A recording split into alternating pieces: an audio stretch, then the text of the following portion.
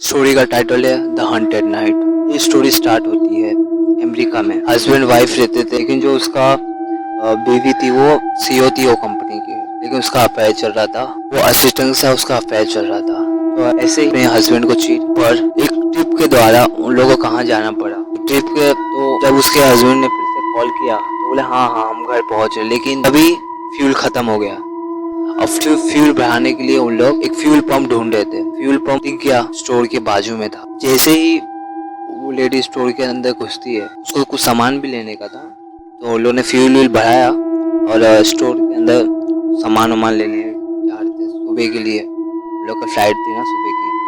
उन लोग ये वेफर वेफर सब ले रहे थे। जैसे ही उसने लिया, वैसे एक गोली उसके शोल्डर पे जाके लगी। तो वो देखती है, जैसे उसके शोल्डर पे गोली लगती है वो गिर जाती है, और उसके बाजू में देखती है एक डेड बॉडी। तो जैसे वो कोशिश कर रही है आगे जाने की, तब तक कोई उसको बार बार शूट कर रहा है। तो समझ जाती है कोई स्नाइपर है। तो वो अपने सेक्रेटरी से हेल्प मांगने के लिए मोबाइल लेने के लिए जाती है। जैसे ही मोबाइल लेने जाती है, वैसे वो स्नाइपर मोबाइल पे शूट कर देता है। मोबाइल के पूरे छींटे उड़ जाते हैं, मोबाइल पूरा पूरा बिखर जाता है। तो वो एक वॉकी टॉकी देखती है, तो वॉकी टॉकी से कांटेक्ट करने की कोशिश करती है पुलिस से, लेकिन वो स्नाइपर बोलता है नहीं। तो वो लड़की बोलती है तुमने इसे क्यों मारा।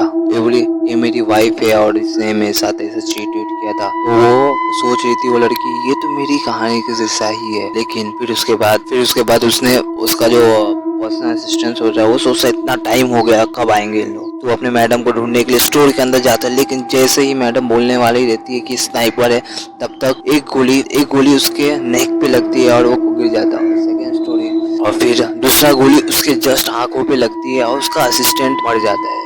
यही जगह में आधे घंटे तक वो उसका जो रहता है वो उस पे वो स्टोर में मेडिसिन और ये सब ढूंढ के कैसे तो कैसे ठीक करती है, और ग्लू व्लू से अपना जो उसको गोली लगा है उसको पूरा चिटका देती है। फिर अचानक से एक गाड़ी आता है और उसकी उम्मीद बढ़ जाती है कि ये मेरे को बचा सकता है। वो बंदा जैसे स्टोरी के अंदर आता है, बज बुझ के आता है, तो लड़की को लगता है कि वही स्नाइपर है। वो पूछती है लेकिन पूछती है स्नाइपर हो। नहीं मैं स्नाइपर नहीं हूँ। फिर उसके बाद वो आदमी बोलता है ये मेरी बीवी है, वो कैसे मरी सब है। लेकिन वो लड़की को शक हो रहा था। लड़की का नाम मारिया है, सॉरी बताना भूल गया। तो मारिया पूछती है कि तुम्हारी वाइफ है, तुमने ही तो मारा है क्योंकि तुमने मेरे से पहले बात किया था कि। लेकिन वो जो आदमी है उसका नाम निक रहता है, तो वो बोलता है नहीं मैंने कहाँ मारा है, ये तो मेरी वाइफ है, मैं ही देख रहा। तो वो मारिया सोचती है कि 1% चांस है मेरे बचने का। अगर मैं मोबाइल पा लूँ, अपने असिस्टेंट का मोबाइल गाड़ी में ही रह गया है और कोई वहाँ तक पहुँचेगा, बचने का चांस रहेगा। लेकिन उसको ये मालूम था चांस 99% है कि उन स्नाइपर मार देगा। तभी भी वो निक को भेजती है। उसको लगता है 1% चांस भी अगर मिलेगा मेरे को बचने के लिए तो ठीक है। तो उसके बाद उसने निक को भेज दिया।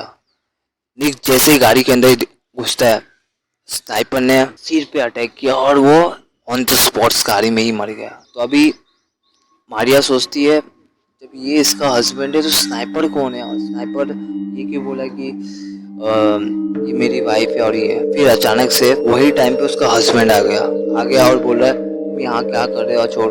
लेकिन मारिया को लगा कि तुम ही तो नहीं स्नाइपर हो। ये ट्विस्ट बढ़ते जा रहा था और बहुत रोमांचक होते जा रहा था।